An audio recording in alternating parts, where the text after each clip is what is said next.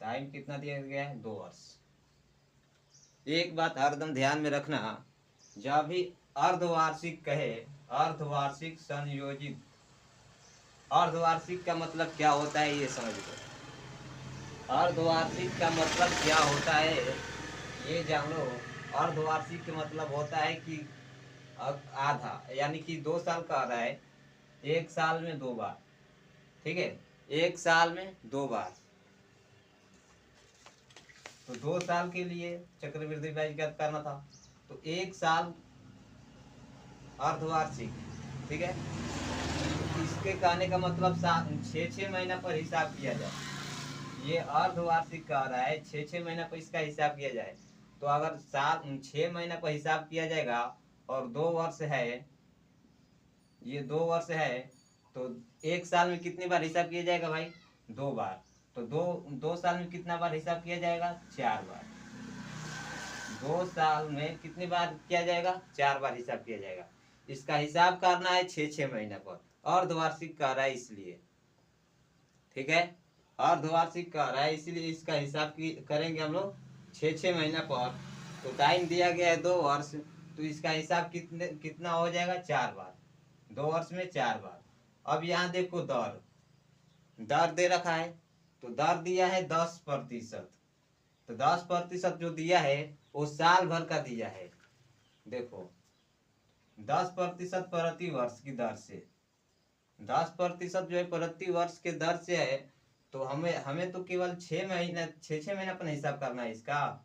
तो 6 महीना में कितना हो जाएगा? 5%। ये जो दिया है 1 साल का दिया है, हमें निकालना है 6 महीना के। ठीक है, तो ये हो गया कितना? 5%। तो अब ध्यान से देखो, मूलधन कितना था? 1,07,000 रुपया, ये मूलधन था। ठीक है, 4 बार मतलब इसका हिसाब करना है। हिसाब कितना करना है? 4 बार।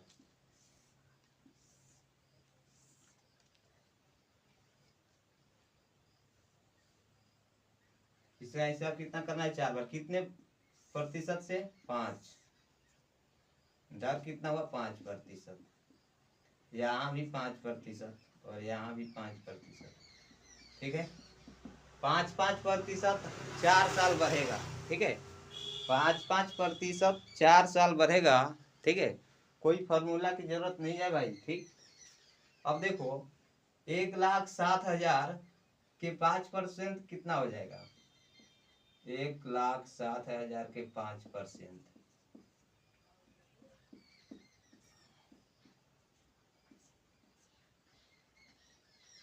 16, 25, 80, यानी कि 1,07,000 के 5% हो जाएगा 8,000।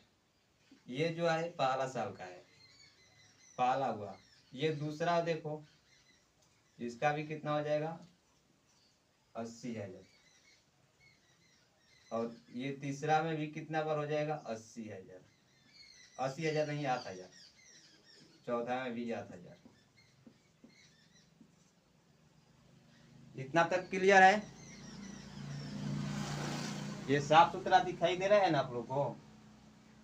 तो पहला बार जो हिसाब किया 8,000 किया, दूसरा बार किया पहला बार जो हिसाब किया 800 का किया, 8,000 का किया, दूसरा बार 800 का किया, और तीसरा बार किया वो भी 8,000 का किया, और चौथा बार वो भी 8,000 का किया।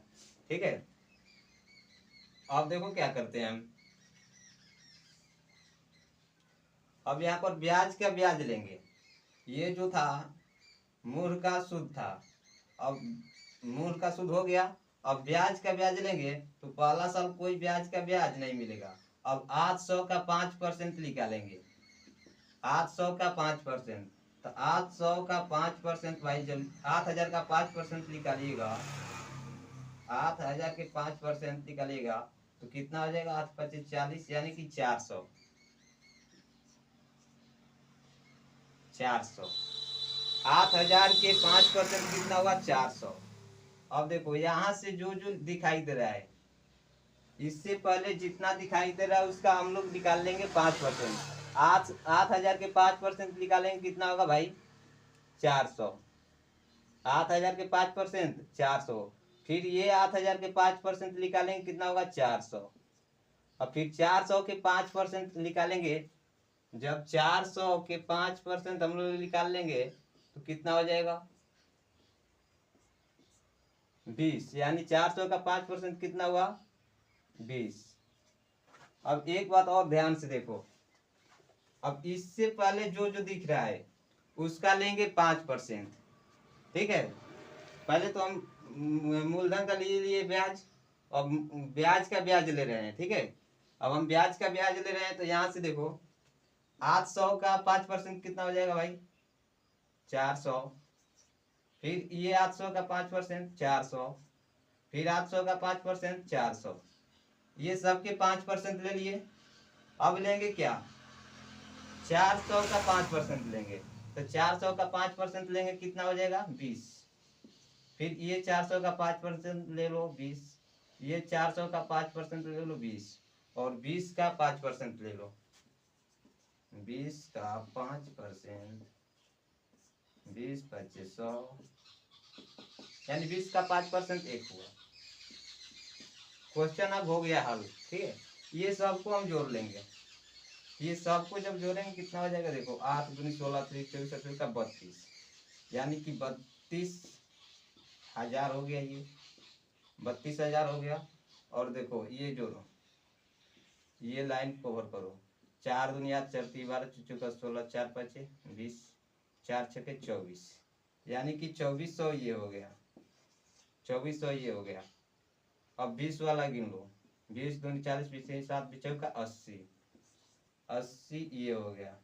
ठीक है, समझ में आ रहा है ना? जो मेरे प्यारे भाई अभी तक से चैनल को सब्सक्राइब नहीं किए हैं वो चैनल को सब्सक्राइब कर ले।